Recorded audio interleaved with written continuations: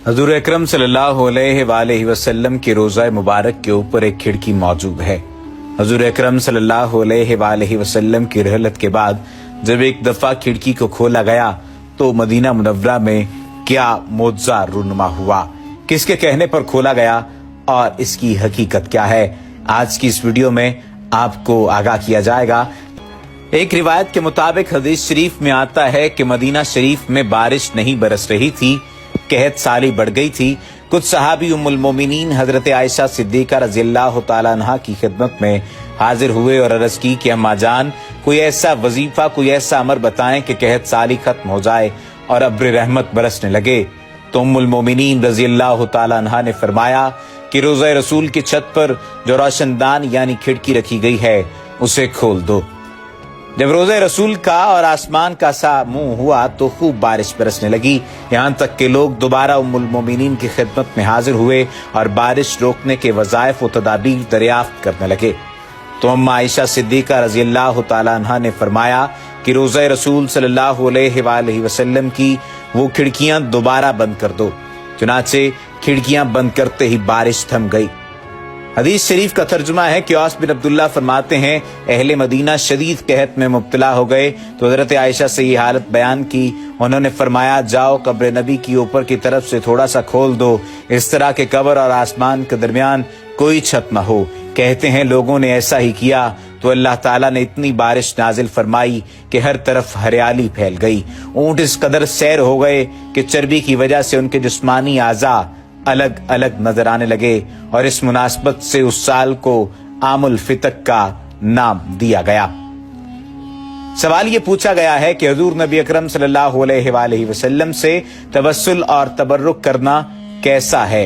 दूसरी जानिब ये पूछा गया है कि कुरान पाक फरिश्तों, रसूल, अंबिया कराम और सहाबा को वसीला बनाने का हुक्म क्या है और कुरान और हदीस के हवाले से मुकम्मल मालूमात फराहम करें।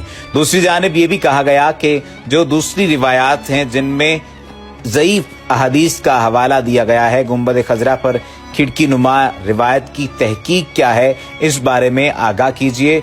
और जो लोग इस बात का इनकार करते हैं, इस रिवायत का इनकार करते हैं, वो किन वजूहात की बिना पर इस रिवायत का इनकार करते हैं।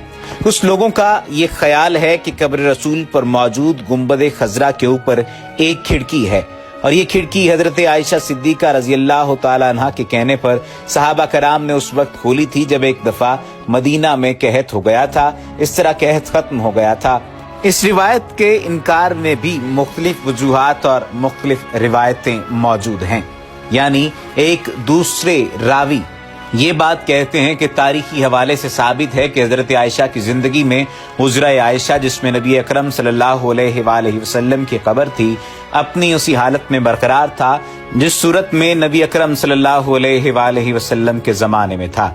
यानी कुछ हिस्से पर छत लगी हुई और कुछ हिस्सा बगैर छत के खुला।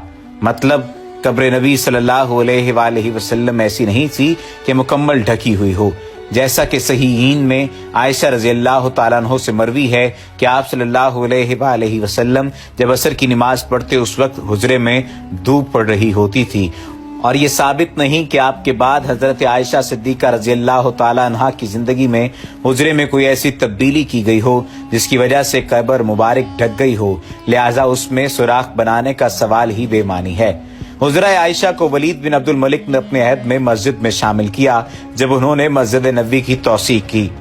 फिर वलीद ही ने हुजरा आयशा या बिल्फाज दीगर कब्र नबी के लिए इर्द गिर्द ऊंची दीवार खड़ी करके ढक दी और मज़कूरा सुराख रखा ताकि सफाई वगैरह के लिए अंदर उतरा जा सके।